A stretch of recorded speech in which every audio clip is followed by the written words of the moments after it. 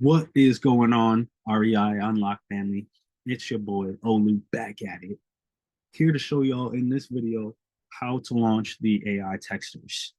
So I kind of talked about it in one of the last videos a little bit, touched on it, how to tie them into your first campaign.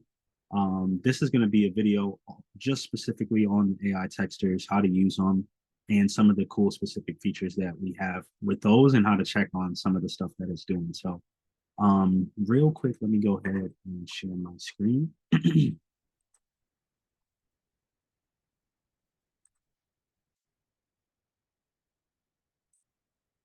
Cool, cool, cool. Okay, cool. So we are here on the lead. So in order to launch the AI texters, we'll start with a single person and then we'll go over it in bulk and then we'll talk about some of the customization features.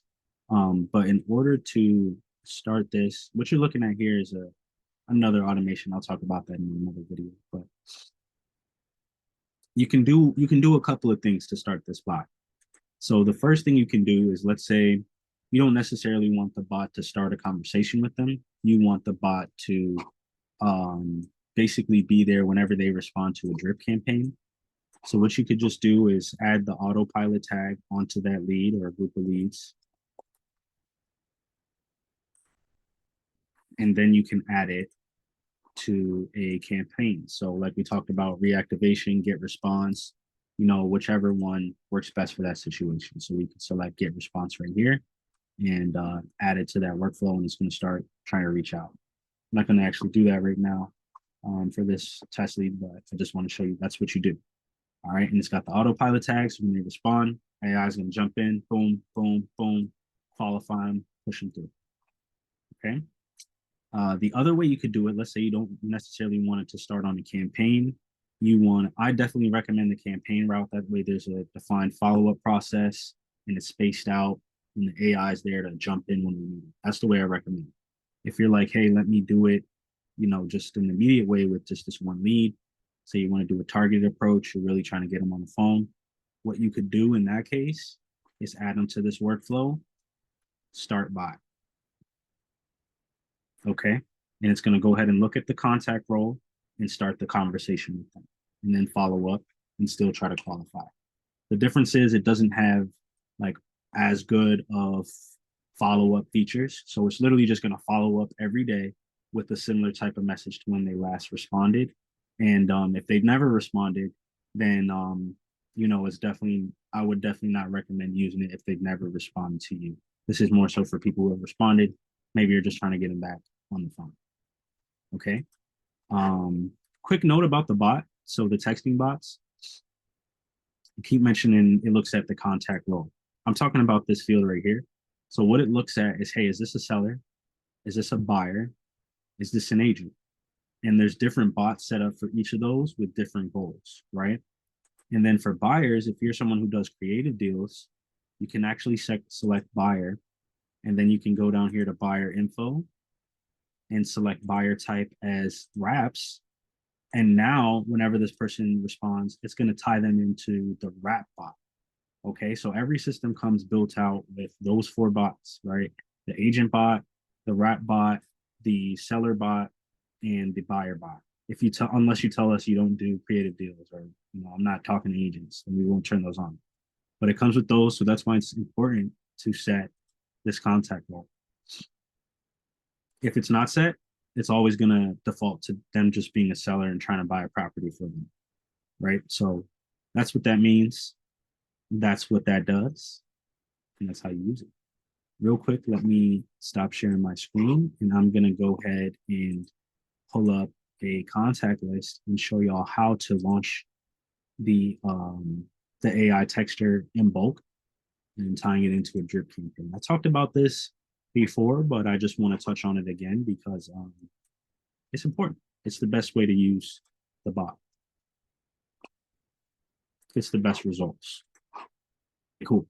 So you will have your list of contacts pulled up. Remember, add your filters, select your smart list, whatever you want to do before you launch your campaign. And what you want to do before you add these people to the campaign, you'll select them. Remember, if it's more than what's on the page, select all. And we'll want to add the tag. autopilot. Of course, make sure that these people have the right contact role set. If they're not sellers, right? If they're buyers or agents, make sure that you set them all as that. If they're already in the pipeline, they probably already have that set. Just name it autopilot. Say vacant land list 2324 Ohio, right? Whatever you need to name that, and then hit add. Cool. All these people are tagged with autopilot. So now the AI has turned on its listening ears. It is listening for any of these clients to respond to us. And as soon as they do, it's going to jump in, reply to them. It's going to listen for their next response, jump in, reply to them. If they don't respond, it's going to follow up the next day, right?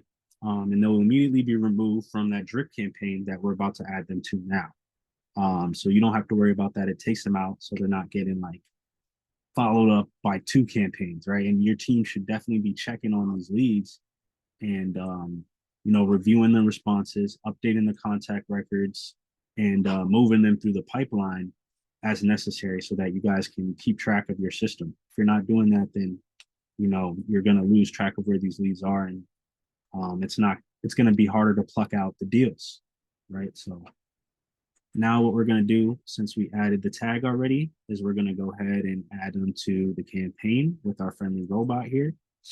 You hit that button. Remember, we're going to do drip mode. And this time we're going to add them to one of our follow-up campaigns. So we got the get response workflow.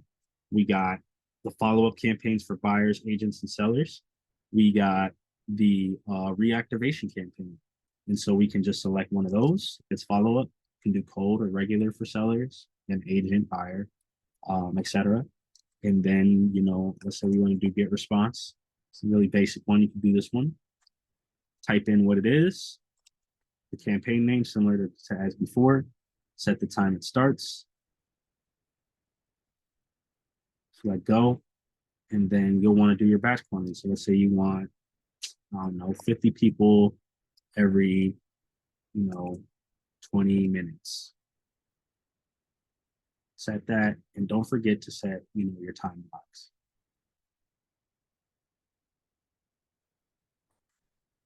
And then you hit launch, right? So it'll stop every day at this time. It'll start every day at this time. If it didn't get through this batch, it'll stop at this time. If you launch it after this time, it's not going to start until the next following day. So that's kind of how that works. You just add it to the workflow and you watch it go. The people get followed up with through the drip for those that don't respond. For whenever people do respond, AI is listening. Hello.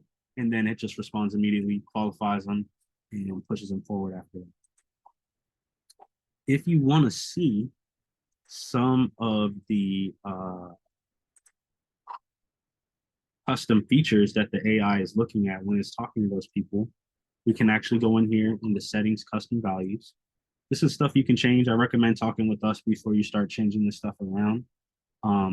But some of it is really simple to change, like qualifying questions. The system uses these a lot for the AI. For all of them, it'll tell you what it is. These are the ones for a seller, and it tells you, first it's going to try to ask them about when they're trying to close, and it's going to ask them about the condition, and it's going to ask them, what has you looking to sell? What do you need in your pocket, right? So we could even change this to, hey, do you have photos of the property? Can you send me photos of the property? And it will ask that, something along those lines instead, right? It's not canned responses, but it kind of gives them a guideline of what to ask and where to take the conversation whenever it gets off rails. And after that, it goes for the appointment. And so you guys never have to mess with these. I'm just trying to show you, they're in here. So you can kind of see what the guideline is for each bot.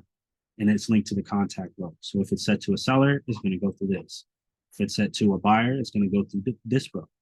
If it's set to an agent or a wholesaler, it's going to go through these ones. If they're set to a rep, it's going to use these ones when it's talking to them. And if you don't see any of that stuff, it's just general things that the system's using. Okay, so let me know if y'all got any questions about this. That's how to use the AI texters, how to launch a campaign, how to have them listen to it, and make sure they're responding. Real quick, let me actually show y'all something else. This might be useful too. A lot of people ask me, oh, how will I know they'll respond? Well, you'll get a notification, right? Like in the conversations tab and in the app, it'll say, hey, you got a new message, and it'll be unread. And so you'll want to have your team review those, update the leads, move them through the specified pipelines. And then the other thing you can do is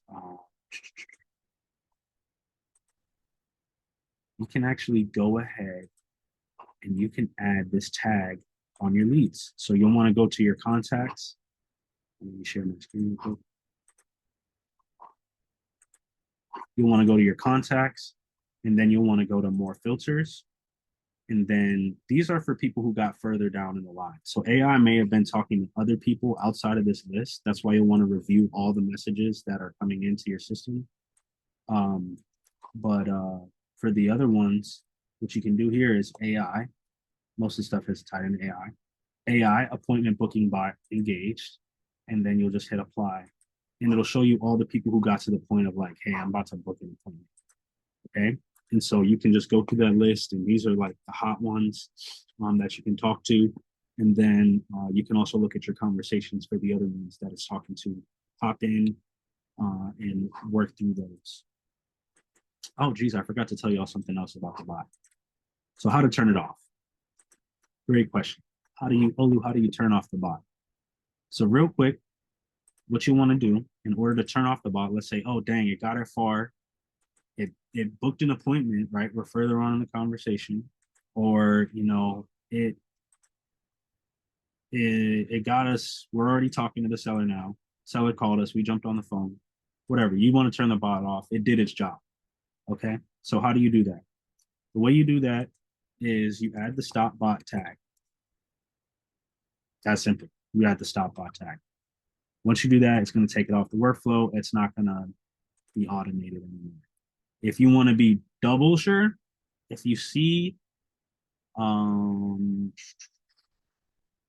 not in here. If you see the GPT master workflow, it's called workflow 5 GPT master. If you see that as active, just hit X like this. Just remove it from the workflow like that. Like I just did that one. All right. And if you see this tag here, you can remove that too. But easiest way is just to add stop bot. You can turn it off so that it's not also texting the seller while you're texting the seller and it already did its job. It's going to try to do its job again.